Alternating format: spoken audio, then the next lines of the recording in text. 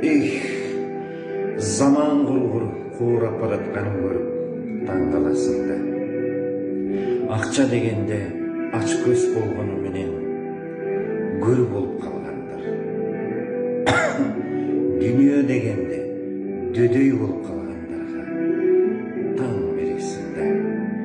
Мына ақшаға келгенде атасы менен саудалашып, енесін жерге таштап сөйлеп, бір туғанын ши орнына көрмей қалған, жалаң ақша ғана есінен кетпей қалған адамдарды көріп таң қаласың да.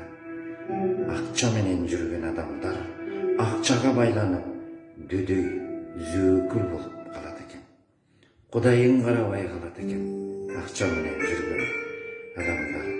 Ушындай адамдарды көріп адамдық баулықтар жоғалып, ақшаның ач көздігі өрчіп барады. Бұл дүние қор адамдардан, ач көз адамдардан еhtiyat болуш керек. Бұл адамдарда ата дағы, ене дағы, бір туған да жоқ болады. Анткени себеби андай баулықтардың бары ақчаға ғана байлап қойған.